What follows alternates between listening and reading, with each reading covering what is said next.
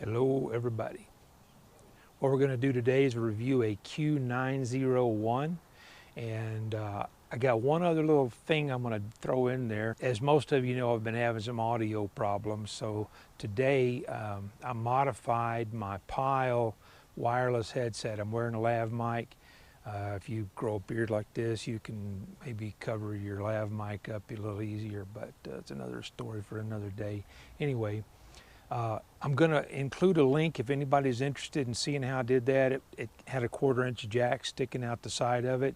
I pulled that off and put a 3.5 foot cable that went directly into a 3.5 millimeter jack. So if you want to see that, I'll put a link to it in the video below. Other than that, we're going to do a review on the Q901. It's a 4-wheel drive running on a 2S LiPo. And it's a 1/16 scale, and I haven't run it yet, but it looks like a really nice truck. I'll probably run it in another couple of days, and I'll put that video up. So be sure and subscribe if you want to see this thing run.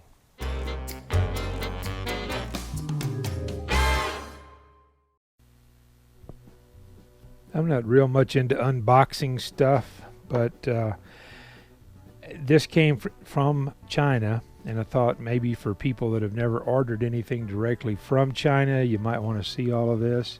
The package, I don't know if they opened it up so they could put a camera in there or if they just threw it across the floor. It's the box isn't exactly what I would call straight anymore.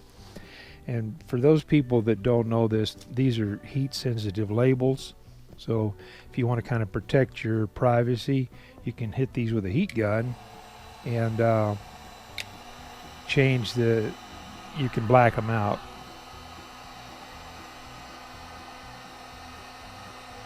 And I've already done my address and stuff on here, so just in case you didn't know you could do this.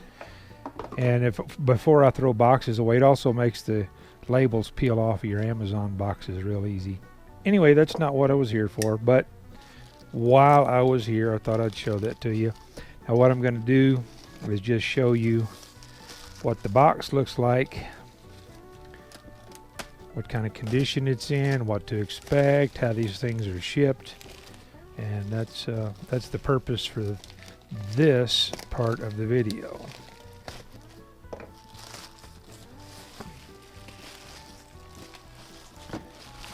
And as you can see, the box is roughed up pretty good.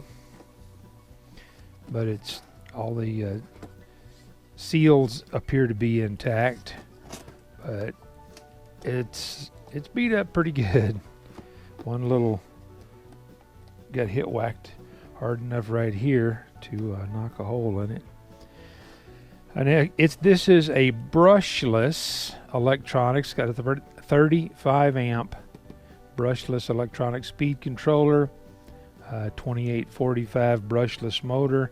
Says 52 kilometers an hour. I don't know. We'll see. But let me do my non-traditional unboxing and we'll be right back. This is not a bad looking little truck. According to the manual, it comes with a USB charger, a 7.4 1000 milliamp battery. It's got a set of LEDs that go in the front bumper. They're not installed. It comes with a Phillips screwdriver and a hex wrench. Mine did not come with a Phillips screwdriver. And it looks like there's 3 models to this, a Q901, 902, and 903. This is the 901. It's the truck. And there's 2 versions, like a desert type truck, and then the buggy with the wing on the back is the 903. I've already pulled the body clips off. The wheelie bar was already installed. This has a USB charger, and I would venture to guess it would be extremely slow to charge the batteries. What I'm seeing under here, it's got steel CVs. It's got a steel central drive shaft. It doesn't appear that there's any kind of a slipper clutch between the front and the back. I don't know if there's a slipper clutch on the motor or not. Has an interesting configuration on the battery. There's a cam lock to pull the battery cover off and pull the battery out. I'm not going to pull the battery out, but it's a 7.4 volt lithium ion, 1000 milliamp hour. But you just put the clip, there's a little socket back there, snap it into place, and it's ready to go. Got your 2845 brushless motor. The shocks, I'm going to say, do not have the ability, or they don't have oil in them now. If they have the ability, I don't know. It looks like, since there's actually a screwed on aluminum piece, you might be able to put an O-ring in the bottom of that and retain oil. Another interesting thing, it appears that it uses the exact same lower arms on the front and rear, and they're bidirectional, so you could use this one on this side, this one on this side.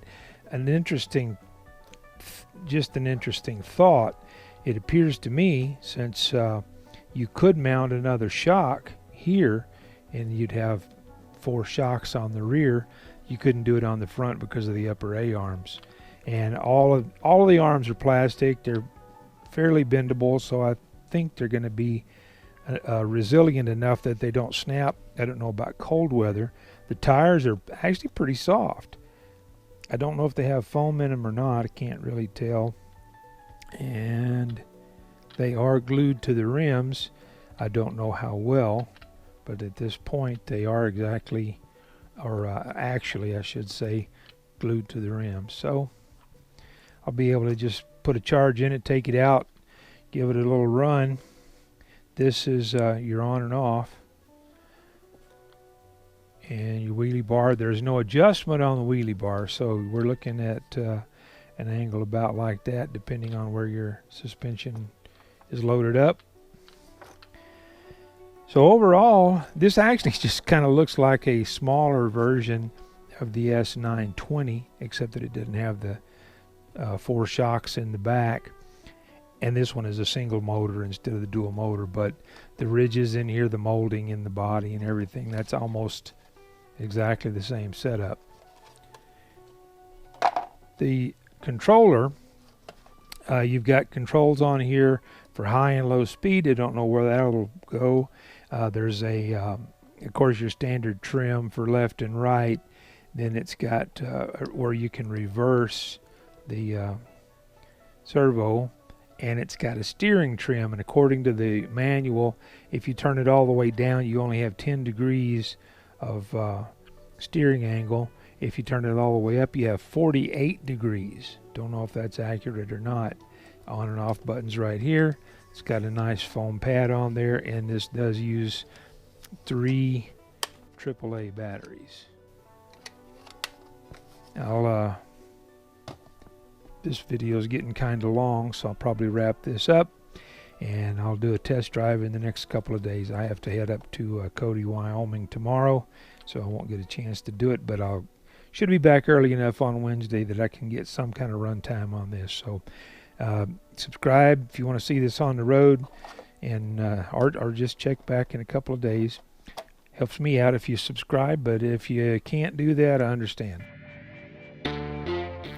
Hey, if you like stuff like this, consider subscribing. Hit the bell. You get notification when the new video comes out. I try to do this once a week. Can't always get to it with my other schedule. Hope to catch you guys down the road.